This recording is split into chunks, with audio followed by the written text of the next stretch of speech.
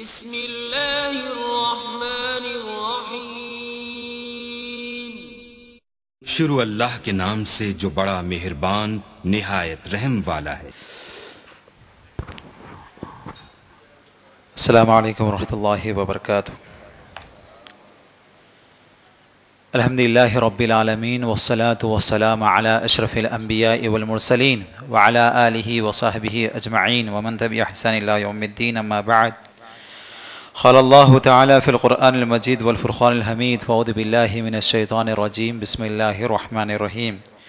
یرید اللہ ان یخفف عنکم وخلق الانسان ضعیفا۔ اللہ رب العالمین کی رحمت اور اس کی وسعت ہم انسان اندازہ نہیں کر سکتے کہ اللہ رب العالمین کس قدر مہربان ہے بندوں پر۔ پیارے نبی صلی اللہ علیہ وسلم کی ایک حدیث، اللہ کے نبی صلی اللہ علیہ وسلم فرماتے ہیں کہ اللہ رب العالمین کے پاس رحمت کے 100 مراتب ہے، 100 درجے ہیں، 100 حصے ہیں۔ اس میں سے اللہ رب العالمین نے دنیا والوں کو صرف اور صرف ایک حصہ اللہ تعالیٰ نے عطا کیا، جس کی وجہ سے یہ دنیا والے آپس میں مہربان ہیں۔ ماں بیٹے سے محبت کر رہا ہے تو وہ ایک اللہ رب العالمین کی رحمت کے سبب۔ شوہر بیوی سے محبت، بیوی شوہر سے محبت جو ہو رہی ہے اللہ رب العالمین کی ایک رحمت کے سبب۔ اور جانور آپس میں رحم و کرم کا معاملہ کر رہے ہیں تو صرف اور صرف اللہ رب العالمین کی ایک رحمت کے سبب۔ اگر ہم کسی غریب کو دیکھ لیے، مسکین کو دیکھ لیے، یتیم کو دیکھ لیے، اس پر اگر ہم مہربان ہو رہے ہیں تو وہ صرف اور صرف اللہ رب العالمین کی ایک رحمت پر۔ پیارے نبی صلی اللہ علیہ وسلم فرماتے ہیں کہ جو 99 رحمتیں جو اللہ نے اپنے پاس باقی رکھا ہے، کل قیامت کے دن اللہ رب العالمین وہ 99 رحمتوں کو اپنے بندوں کے لیے رکھا ہے، جب اللہ تعالیٰ اپنے بندوں پر مہربان ہوگا قیامت کے دن۔ بتانا میں یہ چاہتا ہوں کہ اللہ رب العالمین کی رحمت دیکھیے کہ اللہ تعالیٰ نے ہمیں جن باتوں کا حکم دیا تو حقیقت میں ان باتوں پر ہم اتنا ہی کر سکتے ہیں جتنا کہ اللہ نے ہمیں حکم دیا۔ اللہ رب العالمین نے ہم پر وہ بوجھ نہیں ڈالا جو ہمارے سکت کے باہر ہے، ہماری طاقت کے باہر ہے۔ اتنی ہی اللہ رب العالمین نے حکم دیا، کرنے کی اطاعت کا حکم دیا جتنی کہ ہمارے اندر سکت ہے، طاقت ہے۔ لا یکلف اللہ نفسا الا وسعها۔ اللہ تعالیٰ اتنی ہی انسان پر حکم دیتا ہے، اتنا ہی حکم دیتا ہے جتنا کہ وہ طاقت رکھتا ہے۔ اس آیت میں بھی اللہ رب العالمین کہتا ہے اللہ تعالیٰ تم سے تخفیف چاہتا ہے، اللہ تعالیٰ تمہیں مختصر حکم دیتا ہے۔ وَخُلِقَ الْإِنسَانُ ضَعِيفًا، کیونکہ انسان کمزور پیدا کیا گیا ہے۔ اسی لیے اگر آپ دیکھیں گے اللہ رب العالمین جو عبادتوں کا حکم دیا، ہر معاملے میں دیکھیے تخفیف کا حکم دیا۔ نماز پڑھنے کا حکم دیا، کہا اگر بیمار ہیں وضو نہیں کر سکتے ہیں، تخفیف آپ کے لیے، آپ تیمم کر سکتے ہیں، تیمم کر سکتے ہیں۔ نماز میں ٹھہر نہیں سکتے، قیام نہیں کر سکتے تو بیٹھ کر پڑھیے۔ اگر آپ کے اندر مرض اس قدر آ چکا ہے کہ آپ بیٹھ کرنے کی بھی سکت نہیں، جن حالت میں ہو اسی حالت پہ نماز پڑھ لو۔ اتنی تخفیف اللہ کی جانب سے۔ روزوں کے متعلق تخفیف دیکھیے، اللہ تعالیٰ کی تخفیف نہ ہوتی تو ہم کیا کر سکتے؟ اللہ اکبر، یہ اللہ کی مہربانی ہے ہم پر۔ روزے کے تعلق سے کہا اگر سفر میں ہے، بیمار ہے تو اس روزے کو بعد میں ادا کر لو۔ اگر عارضی بیماری ہے تو بعد میں ادا کر لو، اگر دائمی بیماری ہے، ہمیشگی کی بیماری ہے، ایک مسکین کو کھانا کھلا دو، وہ ثواب مل جائے گا آپ کو۔ پھر اللہ تعالیٰ کہتا ہے یرید اللہ بکم الیسر، اللہ تعالیٰ تمہارے ساتھ آسانی چاہتا ہے، مشکل نہیں چاہتا۔ یہ اللہ رب العالمین کی بڑی مہربانی ہے۔ اللہ کی رحمت دیکھیے، اللہ تعالیٰ آگے فرماتا ہے ان تجتنبوا کبائر ما تنہون عنہ، اگر تم بڑے کبیرہ گناہوں سے بچ جاؤ گے، بڑے کبیرہ گناہوں سے اگر تم بچ جاؤ گے، نکفر عنکم سیئاتکم، اللہ تعالیٰ تمہارے یہ چھوٹے چھوٹے گناہ کو درگزر کر دے گا۔ اللہ اکبر. انسان اپنے آپ کو گناہوں سے بچا لیا. بڑے گناہ بتائے گئے شریعت میں، اگر وہ اپنے آپ کو بچاتے ہوئے زندگی گزار لیا تو اللہ تعالیٰ کا وعدہ ہے اللہ خود بخود یہ چھوٹے گناہوں کو معاف کر دے گا، اور اللہ رب العالمین ایسی جنت میں داخل کرے گا جو اللہ رب العالمین نے مومنوں کے لیے تیار کر رکھا ہے. بڑے کبیرہ گناہ کیا ہے؟ ایک بندے مومن کو ہمیشہ یہ نظروں کے سامنے ہونا چاہیے. پیارے نبی صلی اللہ علیہ وسلم خود کہتے ہیں، خود اس صورت میں اللہ رب العالمین نے 2 مقامات پر فرمایا کہ شرک سے بچو، یہ سب سے بڑا گناہ ہے، شرک کرو گے تمہارے عمل برباد ہو کر رہ جائیں گے. نبی صلی اللہ علیہ وسلم نے فرمایا 7 الموبقات، 7 گناہ ایسے ہیں جو تباہ کر دیتے ہیں، 7 گناہ ایسے ہیں جو ہلاک کرنے والے ہیں، تباہ کرنے والے ہیں. سب سے پہلے اللہ کے نبی صلی اللہ علیہ وسلم نے کہا الشرک باللہ، اللہ کے ساتھ شرک کرنا، والسحر جادو، والقتل نفس التی بغیر حق، کسی کو ناحق قتل کر دینا، سود کھانا، یتیم کا مال کھانا، جنگ کے میدان سے پیٹ پھیر کر بھاگنا، پاک دامن عورتوں پر تہمت لگانا، الزام لگانا، یہ 7 کبیرہ گناہ ہیں. ایک بندے مومن کو چاہیے کہ 7 کبیرہ گناہ سے ہمیشہ دور رہیں. پھر اللہ تعالیٰ کا وعدہ ہے کہ اللہ خود بخود یہ نیکیوں، یہ برائیوں کو جو تمہارے اندر ہوتی ہیں، جو گناہ ہو جاتے ہیں، اللہ رب العالمین اپنی رحمت سے معاف کر دیتا ہے. سورۃ النساء میں اللہ رب العالمین نے اللہ کے قوانین کو بیان کیا. اللہ کا نظام دیکھیے، ایسا نظام آپ کو کسی اور مذہب میں نہیں ملے گا. مذہب اسلام میں جو اللہ رب العالمین نے جو نظام بتایا، جو قوانین بتائیں، یقین مانیے یہ جو نظام ہے، جو قوانین ہیں، ایسے قوانین آپ کو دنیا کے کسی مذہب میں نہیں ملیں گے. کیا ادب، کیا احترام کا لحاظ رکھا اللہ رب العالمین نے. اللہ نے کہا کہ تم شادی کس سے کرنا چاہیے، کس سے نہیں کرنا چاہیے. آپ دنیا کی دوسری قوموں کو دیکھو، ان کے پاس کوئی پاس و لحاظ نہیں رہتا، لیکن شریعت میں اسلام نے کہا کہ تمہارے لیے ادب و احترام کے لوگ ہیں، ان سے تم نکاح نہیں کر سکتے. اللہ نے 2 قسمیں بتائے. پہلی قسم ابدی، جو تمہارے لیے ہمیشہ کے لیے حرام ہے، ان میں سب سے پہلے کہا ماں تم پر حرام ہے، اسے نکاح نہیں کر سکتے. بہن، بیٹی، پھوپھی، خالہ، بھانجی، بھتیجی، ساس، بہو، یہ تمام رشتہ دار جو ہوتے ہیں ان سے آپ نکاح نہیں کر سکتے. پھر کہا جو رضاعتی ماں ہو، بہن ہو، بیٹی ہو، اس سے بھی تم، یعنی رضاعتی ماں کا مطلب یہ ہے جو دودھ پلانے والی ماں ہوتی ہے، اس کے تعلق سے بھی کہا رضاعتی رشتہ داروں سے بھی تم نکاح نہیں کر سکتے. پھر اس کے بعد عارضی جو تمہارے لیے حرام ہے، جس کے سبب اللہ رب العالمین کہتا ہے کہ تمہاری نکاح میں بیوی ہے. بیوی جب موجود ہے تو ایسی صورت میں بیوی کے رشتہ داروں میں جس سے تم نکاح نہیں کر سکتے، جیسے بیوی کی پھوپھی ہے، خالہ ہے، وہ عورت، اور پھر شریعت یہ کہتی ہے کہ وہ عورت جو نکاح میں ہے دوسروں کی، تم ان سے نکاح نہیں کر سکتے.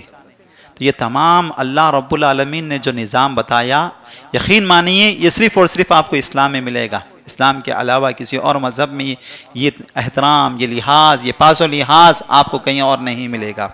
اس کے بعد اللہ رب العالمین اس صورت میں کہتا ہے، اللہ رب العالمین کہتا ہے وَعَبْدَ اللَّهِ وَلَا تُشْرِكُ بِهِ شَيْئًا. کچھ حکم اللہ رب العالمین کہتا ہے، کچھ حقوق اللہ رب العالمین نے بتائے. ان میں سب سے پہلے اللہ رب العالمین اپنا حق بتاتے ہوئے کہتا ہے کہ تمہیں صرف اور صرف اللہ کی عبادت کرنا ہے، اللہ کے علاوہ کسی اور کو شریک نہیں کرنا ہے. پھر اس کے بعد بندوں کے حقوق میں سب سے پہلے والدین کو رکھا. اللہ نے کہا وَبِالْوَالِدَيْنِ احسانا، والدین کے ساتھ حسن سلوک کرو. وَبِذِي الْقُرْبَى وَالْيَتَامَى وَالْمَسَاكِينِ، اپنے قریبی رشتہ داروں کے ساتھ، یتیموں کے ساتھ، مسکینوں کے ساتھ حسن سلوک کرو. ایسی آیتیں آپ کو قرآن میں بہت ساری جگہ پر نظر آئے گی، لیکن یہ سورۃ النساء میں اگر آپ غور کریں گے تو اللہ رب العالمین نے 3 قسم کے پڑوسی بتایا. یہ آیت میں اللہ تعالیٰ کہتا ہے والجار الجنب، کہ وہ پڑوسی جو تمہارا قریبی رشتہ دار ہے، وہ پڑوسی جو تمہارے لیے اجنبی ہے، وہ پڑوسی جو تمہارے ساتھ رہتا ہے، جو دوست رہتا ہے. آپ غور کر دیکھیے، ایسی آیتیں آپ کو بہت جگہ ملیں گی جہاں اللہ رب العالمین اپنی عبادت کا حکم دیا، شرک سے منع کیا. بندوں میں سب سے پہلا حق والدین کا بتایا، مسکینوں کے ساتھ اس نے سلوک کا حکم دیا. لیکن سورۃ النساء میں خصوصی طور پر پڑوسی کا حقوق بتائے اللہ رب العالمین نے. در حقیقت یہ اشارہ ہے اللہ کے نبی صلی اللہ علیہ وسلم نے جو کہا کہ سب سے بڑا گناہ، جب اللہ کے نبی صلی اللہ علیہ وسلم سے پوچھا گیا کہ سب سے بڑا گناہ کہاں ہے کیا ہے، تو اللہ کے نبی صلی اللہ علیہ وسلم نے یہ بھی کہا کہ اپنے پڑوسن کے ساتھ زنا کرنا۔ تو پڑوسی کے حقوق بتائے اس آیت میں۔ اگر ہم دیکھیں گے کہ اسلام نے پڑوسیوں کی کس طریقے سے حکم دیا گیا کہ ان کے ساتھ کیسا پاس و لحاظ رکھا جائے۔ ایک عورت کے تعلق سے نبی صلی اللہ علیہ وسلم کے سامنے ذکر ہوا، کہا ایک عورت ہے جو نیک ہے، صالح ہے، عبادت گزار ہے، تہجد کا اہتمام کرتی ہے، لیکن وہ پڑوسیوں کے ساتھ حسن سلوک نہیں کرتی۔ تو اللہ کے نبی صلی اللہ علیہ وسلم نے کہا ہوا ہی من اہل النار، وہ جہنمیوں میں سے ہو گئی۔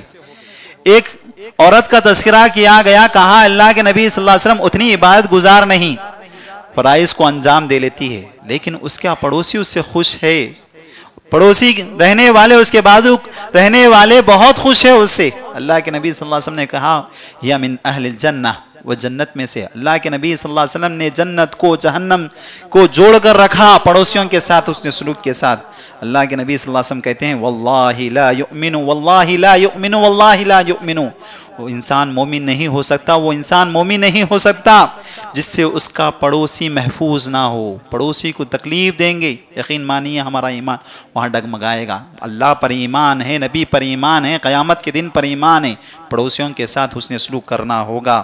من کان یؤمن باللہ والیوم الآخر، جو اللہ اور یوم آخرت پر ایمان رکھتا ہے، پیارے نبی صلی اللہ علیہ وسلم نے کہا چاہیے کہ وہ اپنے پڑوسیوں کے ساتھ حسن سلوک کرے۔ حسن بصری رحمہ اللہ کہتے ہیں پڑوسی کس معنی میں ہے؟ پڑوسی کسے کہتے ہیں؟ حسن بصری کہتے ہیں آپ کے گھر کے سامنے 40 گھر، دائیں جانب 40 گھر، بائیں جانب 40 گھر اور پیچھے حصے میں 40 گھر۔ اللہ اکبر، اگر ایسا دیکھا گیا تو پوری کی پوری بستی ہمارے لیے پڑوسی ایک معنی میں، کسی کو تکلیف نہ ہو ہماری جانب سے۔ اللہ کے نبی صلی اللہ علیہ وسلم اس قدر حکم دیتے ہیں لیس المؤمن الذی یشفع وجارہ جائع، وہ مومن نہیں ہو سکتا، وہ مومن ہو نہیں سکتا جو پیٹ بھر کر کھائے اور اس کا پڑوسی بھوک سے تلملا رہا ہو، کرا رہا ہو، وہ مومن کیسے ہو سکتا ہے؟ پیارے نبی صلی اللہ علیہ وسلم کہتے ہیں کہ جب تم سالن بنا رہے ہو تو سالن کا مزہ جاتا ہے تو جانے دو، اس کا مزہ جیسا آنا چاہیے ویسا نہیں آ رہا کوئی بات نہیں، اس سالن میں پانی ملاؤ تاکہ اس پڑوسی کو بھجاؤ۔ یہ حسن سلوک کی تعلیم دی اللہ کے نبی صلی اللہ علیہ وسلم نے۔ اللہ کے نبی صلی اللہ علیہ وسلم فرماتے ہیں میرے پاس جبرائیل اس قدر آئے، پڑوسی کے حقوق بتائے، پڑوسی کے حقوق اس قدر بتاتے کہ مجھے ایسا محسوس ہونے لگا کہ کہیں میراث میں پڑوسیوں کے حقوق نہ بتا دیں۔ اللہ اکبر، اس قدر جبریل امین جب کبھی آتے پیارے نبی صلی اللہ علیہ وسلم کے پاس تو پڑوسیوں کے ساتھ حسن سلوک کی تعلیم دیتے۔ آپ دیکھیے شریعت نے کہیں بھی لعنت کا حکم نہیں دیا کہ ہم کسی کے حق میں بددعا نہیں کر سکتے، لیکن پڑوسی اگر ہمارے حق میں عذاب بن جائے، غور کر دیکھیے پیارے نبی صلی اللہ علیہ وسلم کے پاس ایک صحابی رسول آتے ہیں، کہتے ہیں اللہ کے نبی صلی اللہ علیہ وسلم میرا ایک پڑوسی ہے جو مجھے بے انتہا تکلیف دیتا ہے، میں نے اسے سمجھایا جتایا کہ کس قدر ہو سکے اس کے ساتھ اس نے سلوک کی تعلیم دی، لیکن وہ سنورنے کے لیے سدھرنے کے لیے تیار نہیں، ہمیشہ مجھے تکلیف دیتا ہے۔ اللہ کے نبی صلی اللہ علیہ وسلم نے کہا جاؤ اپنا گھر کا سامان باہر رکھ دو، گھر کے باہر۔ وہ باہر رکھ دیے، ہر آنے جانے والا پوچھنے لگا کیا معاملہ ہے؟ وہ لوگوں کو کہنے لگے کہ یہ میرا پڑوسی جو ہے مجھے بے انتہا تکلیف دیتا ہے۔ میں نبی صلی اللہ علیہ وسلم سے شکایت کی، نبی صلی اللہ علیہ وسلم نے کہا کہ اپنا گھر کا سامان باہر رکھیے۔ ہر گزرنے والا کہنے لگا لعنت ہو تمہارے پڑوسی پر جو تمہیں تکلیف دے رہا ہے۔ جب اسے پتا چلا کہ ہر گزرنے والا میرے تعلق سے بددعا دے رہا ہے، مجھے بددعا دے رہا ہے، دوڑتے ہوئے آیا، کہنے لگا میں معذرت چاہتا ہوں، آپ اپنا سامان گھر میں رکھیے، کبھی آپ کو تکلیف نہیں دوں گا۔ اللہ اکبر، لعنت کا کبھی حکم نہیں دیا گیا، بددعا کا کبھی حکم نہ دیا گیا، لیکن پڑوسی اگر تکلیف دینے والا بن جائے یقین مانیے آہ نکلتی ہے، اور وہ آہ اثر رکھتی ہے اللہ رب العالمین کے دربار میں۔ ایک واقعہ مشہور واقعہ ہے، دوسرے صدی کے ایک عالم ہیں جن کا نام ہے ابو حمزہ سکری۔ ان کا نام سکری اس لیے پڑ گیا، سکری کے معنی ہوتے ہیں مٹھاس، میٹھے۔ اس قدر ان کے اخلاق تھے، کردار تھے۔ آپ دیکھیے جب ان کے پڑوسی اپنا گھر بیچ رہے ہیں، پڑوسی گھر بیچ رہے ہیں، گھر کی قیمت ایک ہے اور گھر کی قیمت لگا رہے ہیں وہ دگنا قیمت، مثلا سمجھیے کہ 10,000 اس کی قیمت ہے تو وہ 20,000 میں بیچ رہے ہیں۔ لوگوں نے ان سے کہا کہ اگر گھر کی قیمت دیکھی جائے تو صرف اور صرف 10,000 ہے اور آپ 20,000 میں بیچ رہے ہیں۔ تو انہوں نے کہا 10,000 تو میں اپنے گھر کی قیمت لے رہا ہوں، دوسرے تو 10,000 میں آپ سے لے رہا ہوں، جو میں آپ کو اچھا پڑوسی دے رہا ہوں وہ اس لیے 10,000 دے رہا ہوں۔ ابو حمزہ سکری جیسا پڑوسی کسے نصیب ہوگا؟ اللہ اکبر۔ تو آپ دیکھیے اہل علم کی یہی عادت تھی، اہل علم کے اندر یہ بڑی خوبی تھی، پڑوسیوں کے ساتھ اس نے آج جس ماحول میں ہم جی رہے ہیں غور کر کر دیکھیں، ایک شہری زندگی ہے، ہمارے پڑوسی کس طریقے سے ہے ہمیں کیفیت اس کی علم نہیں۔ ہمارے گھر میں اگر فلیٹ کا ماحول ہے تو ہمارے اوپر نیچے کے حصے میں کون کیسی زندگی گزارا اس کا علم نہیں، کیا ان کے گھر میں کھانے کے لیے کھانا ہے یا نہیں اس کا بھی علم نہیں۔ ہم بڑے مزے سے ایسی زندگی گزار رہے ہیں شہری زندگی میں، بس میں، میری اولاد، میرے بچے، میری فیملی، بس اسی میں اپنی زندگی گزارے، بڑی محدود زندگی ہے۔ ایسا نہیں ہونا چاہیے، پڑوسیوں کے حالاتوں سے دریافت واقف ہونا چاہیے اور ان کی جو ضرورتیں ہیں اس کو پورا کرنے کی کوشش کرنا چاہیے۔ تحفے بھیجیے، تحادو تحابو، پیارے نبی صلی اللہ علیہ وسلم فرماتے ہیں بھیجو انہیں تحفے، اس سے محبتیں پیدا ہوتی ہے۔ اللہ رب العالمین نے اس آیت میں 3 پڑوسیوں کے تعلق سے بیان فرمایا، کہا پڑوسی تمہارے قریبی رشتہ دار بھی ہوتے ہیں، قریبی رشتہ دار بھی ہوتے ہیں، ان کے ساتھ بھی اچھا سلوک کرو۔ پڑوسی اجنبی بھی ہوتے ہیں، ان کے ساتھ بھی اچھا سلوک کرو۔ اور پڑوسی کا مطلب نہیں ہے صرف گھر تک محدود ہے، شریعت نے کہا جو تمہارے ساتھ میں رہتا ہے، جو تمہارا دوست ہے، وہ بھی تو پڑوسی ہے، اس کا لحاظ رکھو، اس کا پاس و لحاظ رکھو۔ پھر اللہ رب العالمین اس سورے میں کہتا ہے، اللہ رب العالمین نے کہا ان الذین کفروا بآیاتنا سوف نصلیہم نارا۔ اللہ تعالیٰ اس کتاب کو 1400 سال پہلے نازل کیا۔ اب دیکھیے اللہ رب العالمین اس آیت میں کہتا ہے جو لوگ کفر کرتے ہیں اللہ تعالیٰ کی آیتوں کا، سوف نصلیہم نارا، ہم انہیں جہنم میں داخل کریں گے، اور جب جہنم میں داخل کریں گے کلما نضجت جلودہم، جب ان کے جلد جلائے دیے جائیں گے تو پھر اللہ رب العالمین ان کے جلدوں کو بدلے گا، پھر اللہ تعالیٰ انہیں عذاب دے گا۔ آج سائنس تحقیق کی کہتی ہے کہ انسانی جسم میں جو تکلیف ہوتی ہے وہ جلد اس کو محسوس کرتا ہے، جلد اس کو محسوس کرتا ہے، اور اللہ رب العالمین نے اس بات کو 1400 سال پہلے بیان کر دیا۔ پتہ چلا کنارے جہنم میں جو عذاب ہوگا، ایسا عذاب ہوگا کہ ہم برداشت نہیں کر پائیں گے، بار بار اللہ تعالیٰ جلد کو بدلے گا اور بار بار وہ جلد جلائی جائے گی۔ اسی طریقے سے ایک آیت اللہ رب العالمین یہ کہتا ہے ان اللہ یأمرکم ان تؤدوا الامانات الی اہلہا، اللہ تعالیٰ تمہیں حکم دیتا ہے کہ جو لوگ عہدے کا، منصب کا حق رکھتے ہیں انہیں وہ عہدہ دو، وہ منصب دو، یہ سب سے بڑی امانت ہے۔ پیارے نبی صلی اللہ علیہ وسلم ایک مرتبہ ابتدائی دور تھا، مسلمان اس قدر طاقتور نہیں تھے، چھپ چھپ کر عبادت کیا کرتے تھے۔ اس وقت اللہ کے نبی صلی اللہ علیہ وسلم کے دل میں خواہش ہوئی کہ خانہ کعبۃ اللہ کو کھولوں اور وہاں جا کر اعتکاف کروں، اللہ کی عبادت کروں۔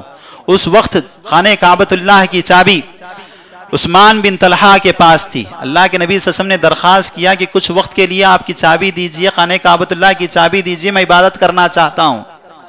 تو انہوں نے کہا میں نہیں دوں گا۔ اللہ کے نبی صلی اللہ علیہ وسلم کو دلی تکلیف ہوئی۔ اللہ کے نبی صلی اللہ علیہ وسلم نے کہا دیکھنا یہ چابی ایک دن ہمارے ہاتھوں میں ہوگی۔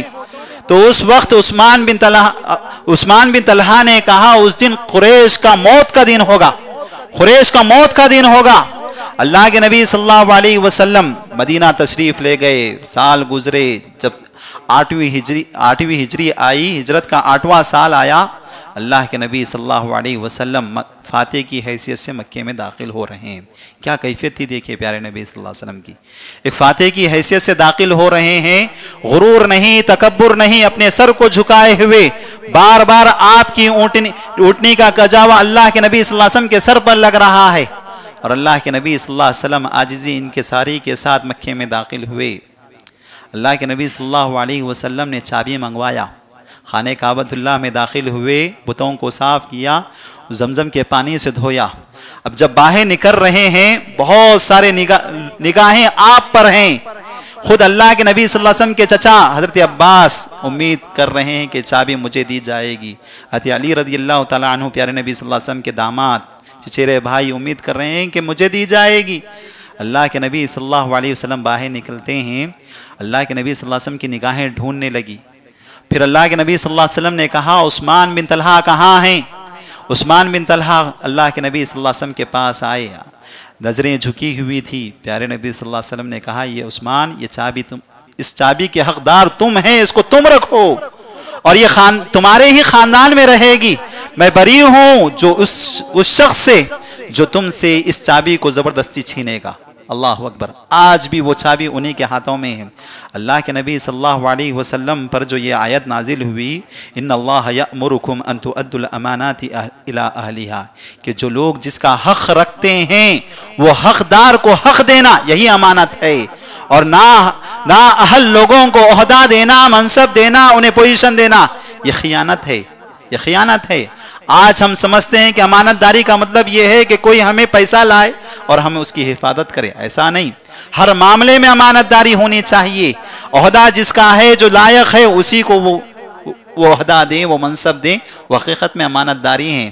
آپ جانتے ہیں یہ آدمی آئے گا، عہدے پر آئے گا، لوگوں کو ڈبائے گا، اس کے باوجود تم اسے ووٹ دیتے ہو، اسے جتاتے ہو، تو حقیقت میں تم اس کو حق ادا نہیں کر رہے ہو، خیانت کر رہے ہو.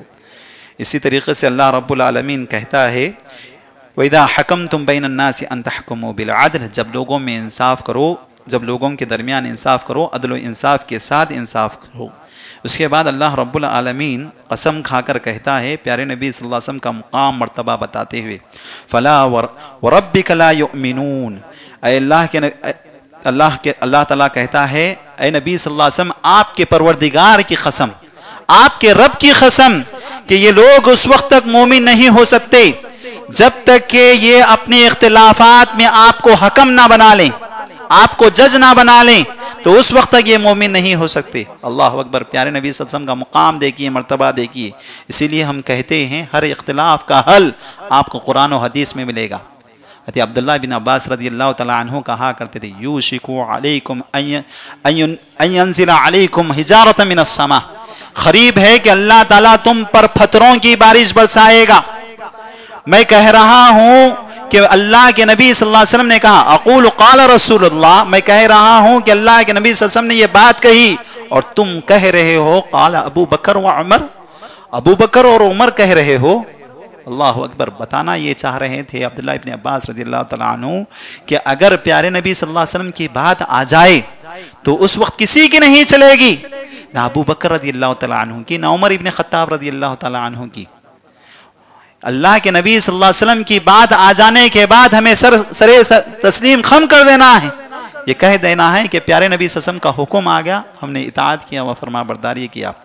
لیکن اس کے باوجود جب احادیث کھول کھل کر بتایا جاتا ہے، آپ دیکھیے کتنے واضح احادیث ملتے ہیں ہر معاملے میں، لیکن اس کے باوجود تقلید کی اس قدر اندھی تقلید ہوتی ہے. اپنے والدین کی باب و اجداد کی روش اس قدر دل میں بسی ہوئی ہوتی ہے، ہم نے کیا اور ہمارے باب و اجداد نے کیا اور ہم نے اپنے باب و اجداد کو ایسے ہی پایا، ایسے ہی بات کریں گے.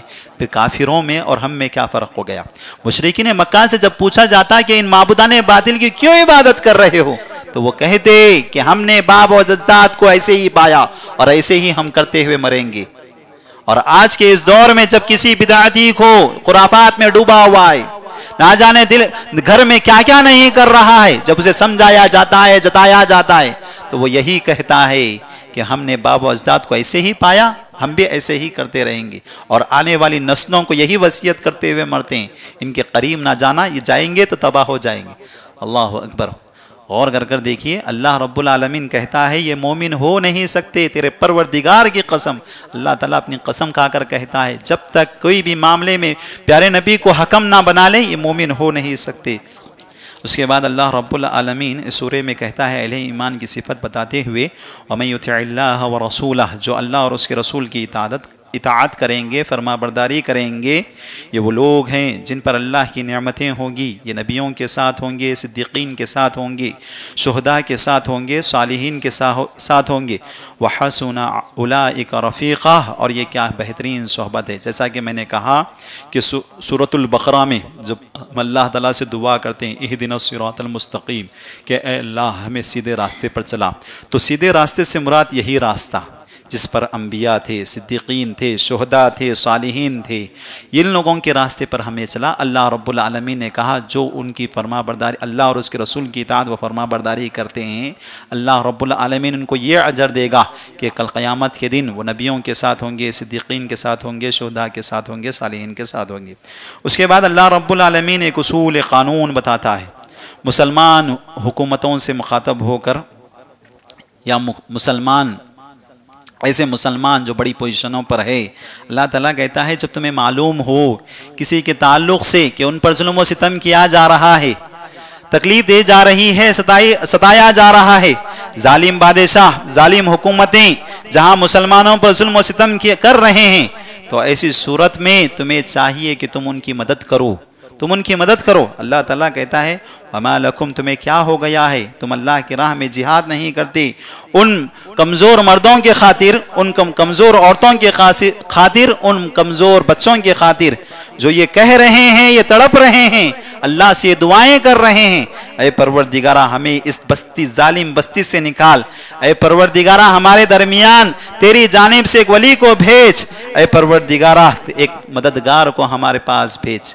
تڑپ رہے ہیں، اللہ تعالیٰ کہتا ہے تمہیں کیا ہو گیا ہے، تم کیوں ان کی مدد نہیں کرتے ہو؟ پھر اللہ رب العالمین کہتا ہے کہ جو دنیا میں تمہیں اچھائی پہنچ رہی ہے وہ تمہارے نیک عملی کی بنا پر، اور جو کچھ تمہیں دنیا میں اچھائی پہنچ رہی ہے یہ سب کے سب اللہ کی جانب سے ہے، اور جو تمہاری زندگی میں جو کچھ برائی ہو رہی ہے، جو کچھ آزمائشیں ہو رہی ہیں، وہ سب کے سب تمہارے گناہ کے سبب ہیں۔ جس قدر انسان نیک ہوگا اس قدر ایمان ہوگا، اور جس قدر ایمان ہوگا اللہ کی رحمتیں ویسے آپ پر اترے گی، اللہ کی نصرت اترے گی، اور جس طریقے سے گناہوں میں جس قدر انسان مبتلا ہوتا چلا جائے گا اس قدر اس کی زندگی میں منحوست آئے گی اور اللہ کی رحمت اٹھ جائے گی۔ اللہ تعالیٰ کہتا ہے ما اصابک من حسنۃ، جو تمہاری زندگی میں کوئی نیکی پہنچتی ہے فمن اللہ، وہ اللہ کی جانب سے، وما اصابک من سیئۃ، جو کوئی تکلیف تمہیں پہنچتی ہے ومن نفسک، وہ خود تمہارے کرتوتوں کی وجہ سے، وہ خود تمہارے کرتوتوں کی وجہ سے۔ ہم لاکھ درجے شکایتیں کرتے ہیں، کہتے ہیں ہمارے ساتھ زندگی میں ایسے ہو رہا ہے، ایسے ہو رہا ہے، بڑی شکوے شکایتیں کرتے ہیں۔ کیا ہم نے کبھی خود کا جائزہ لیا؟ کیا ہم نے اللہ کی اطاعت کی، فرما برداری کی، جیسے اللہ چاہتا ہے ویسے بن کر بتائے، ویسے بن کر بتائے تو ہمیں شکوے شکایتوں کا حق نہیں بنتا۔ اللہ جیسے چاہتا ہے ویسے بن کے بتائیے، کیوں زندگی میں رحمتیں نہیں آئے گی، برکتیں نہیں آئے گی، اللہ کی نصرت کیوں نہیں اترے گی؟ ضرور اترے گی۔ اہل ایمان کے ساتھ اللہ کی نصرت ہمیشہ شامل حال رہتی ہے۔ وقتاً فوقتاً آزمائشیں بھی آتی ہیں، ایسا نہیں کہ کسی مومن کو دیکھو اور کہو کہ یہ ایمان والا ہونے کے باوجود اسے تکلیف ہو رہی ہے، تو حقیقت میں وہ اس کا مکلف ہے، وہ اس کی طاقت رکھتا ہے، تو اللہ رب العالمین اسے آزمائشوں سے دوچار کر رہا ہے۔ اس کے بعد اللہ رب العالمین کہتا ہے افلا یتدبرون القرآن، تم قرآن مجید پر غور و فکر کیوں نہیں کرتے؟ اللہ کی آیتوں پر غور و فکر کیوں نہیں کرتے؟ اگر آپ دیکھ لیں گے، غور و فکر کریں گے تو دل خود بخود گواہی دے گا۔ وَلَوْ كَانَ مِنْ عِنْدِهِ غیر اللہ، اگر یہ اللہ کے علاوہ کسی اور کی جانب سے کتاب ہوتی، فیہ لوجدوا فیہ اختلافا کثیرا، تو تم اس میں بہت سارے اختلاف پاتے۔ اللہ اکبر، اللہ کی کتاب ہے، دیکھیے آپ یہ کتاب کو غور سے پڑھ کے دیکھیے، یقین مانیے دل گواہی دے گا کہ اللہ کی جانب سے کتاب اتاری گئی ہے۔ اگر اللہ کے علاوہ دوسروں کی جانب سے کتاب ہوتی، اختلاف ہوتے، انتشار ہوتے، بات سمجھ میں نہ آتی، ہم بند کر رکھ دیتے، اسے کبھی نہ کھولتے۔ یہ جتنا پڑھیں گے اتنا شوق و جذبہ پیدا ہوگا۔ امام حسن بصری رحمہ اللہ کہا کرتے تھے اپنی زندگی میں وَيْلٌ لَهُ مَنْ قَرَأَ وَلَمْ يَتَدَبَّرْ، ہلاکت ہے، تباہی ہے اس انسان کے لیے جو قرآن تو پڑھ رہا ہے، سمجھنے کی کوشش نہیں کرا۔ زندگی میں معمول بنائیے کہ میں ان آیتوں کو اتنا سمجھوں گا، آج کے دن اتنا سمجھوں گا، اس کے تعلق سے ریسرچ کروں گا، معلوم کروں گا۔ ہم اپنی زندگی میں ہر چیز کو جاننے کی کوشش کرتے ہیں، گہرائی میں اتر جاتے ہیں، قرآن کی آیتوں پر کیوں نہیں کرتے؟ اللہ اکبر۔ چھوٹی سی بات اگر میں کہوں، اگر دکان کو جا رہے ہیں کپڑا خریدنے کے لیے، کس قدر اس کے تعلق سے گہرائی تک پہنچتے، لیکن قرآن کی آیتوں میں ہم گہرائی کو سمجھنے کی کوشش نہیں کرتے۔ اللہ تعالیٰ یہی کہتا ہے افلا یتدبرون، انہیں کیا ہو گیا ہے کہ وہ اللہ کی آیتوں پر، قرآن مجید کو غور و فکر سے نہیں پڑھتے۔ حسن بصری کہتے ہیں اس آیت کے تعلق سے کہ ویل لہ، ہلاکت ہے، تباہی ہے وہ اس انسان پر جو قرآن تو پڑھ رہا ہے، قرآن پڑھ رہا ہے مگر غور و فکر نہیں کر رہا ہے۔ اس کے بعد اللہ رب العالمین نے ایک اصول، ایک قانون بتایا، وَمَن يَشْفِ شَفَاعَةً حَسَنَةً، جو اللہ رب العالمین جو نیکی کے کام کے تعلق سے سفارش کرتا ہے اس کے لیے اجر ملے گا۔ اللہ کے نبی صلی اللہ علیہ وسلم کے پاس ایک شخص آیا، اس نے اللہ کے نبی صلی اللہ علیہ وسلم سے درخواست کی، سفارش کی، تو اللہ کے نبی صلی اللہ علیہ وسلم نے سننے کے بعد اچھائی کی طرف سفارش تھی تو اللہ کے نبی صلی اللہ علیہ وسلم نے قبول کر لیا۔ اس کے بعد صحابہ سے مخاطب ہو کر کہتے ہیں کہ تم بھی اپنی سفارشوں کو میرے پاس کیوں نہیں لاتے ہو؟ جو لے کر آؤ گے اس کا اجر و ثواب تم پاؤ گے۔ ہم کسی کو تکلیف میں دیکھ رہے ہیں، پریشانیوں میں دیکھ رہے ہیں، ہماری نظروں کے سامنے، ہم اس کے مسئلے کو حل کر سکتے ہیں کسی کی جانب بتا کر، کسی کو اس کی طرف اشارہ کرتے ہوئے۔ یقین مانیے جب ہم کسی اس مسئلے کو حل کرنے کی کوشش کریں گے، اللہ کا وعدہ ہے کہ تم سفارشی بن کر آئے، اس لیے اس کا دگنا اجر تمہیں ملے گا، دگنا اجر ملے گا۔ ایک تو سفارش جو تم نے کی اس کے سبب جو راحتیں تم نے اس کو پہنچایا اس سبب۔ تو بتانا میں یہ چاہتا ہوں کہ اگر ہمارے نظروں کے سامنے ایسے اعمال آئیں جو ہمارے سکت کے باہر ہیں، لیکن ہم جانتے ہیں ایسا عمل کسی اور سے ہو سکتا ہے، تو ہم اس کی طرف رہنمائی کریں، اشارہ کریں، تو اللہ رب العالمین اس کا بھی اجر ہمیں ضرور عطا کرے گا۔ اس کے بعد اللہ رب العالمین ہجرت کا حکم دیتا ہے۔ اللہ تعالیٰ کہتا ہے ایسی بستی میں تم کیوں رہتے ہو؟ ایسی بستی میں تم کیوں رہتے ہو جہاں تمہیں ظلم و ستم ہو رہا ہے، تمہارے دلوں میں مال کی محبت، گھروں کی محبت، جائیداد کی محبت، جہاں تکلیف ہے، پریشانیاں ہیں، اللہ نے راحت کے لیے ہجرت کا اصول رکھا ہے۔ جہاں ظالم بادشاہ ہو، ایمان تمہارا ڈگمگانے والا ہے وہاں، تو وہاں سے تمہارے لیے ہجرت کرنا ہے۔ اور ہجرت کا ثواب بتایا پیارے نبی صلی اللہ علیہ وسلم، جو اللہ کی راہ میں ہجرت کرے گا اس کے پچھلے تمام گناہ معاف کر دیے جائیں گے۔ یہ بشارتیں اللہ کے نبی صلی اللہ علیہ وسلم نے احادیث میں دیا ہے۔ ان آیتوں میں اللہ رب العالمین نے ہجرت کے تعلق سے کہا، انشاءاللہ تعالیٰ بڑی تفصیلات کے ساتھ اللہ رب العالمین نے بتایا۔ ان باتوں کو انشاءاللہ تعالیٰ کل انشاءاللہ تعالیٰ کہا جائے گا۔ اللہ رب العالمین سے دعا ہے کہ اے پروردگارہ جو کچھ ہم نے سنا ہے اس پر عمل کرنے کی توفیق عطا فرما، آمین یا رب العالمین۔ الحمدللہ رب العالمین، صلی اللہ علیہ النبی۔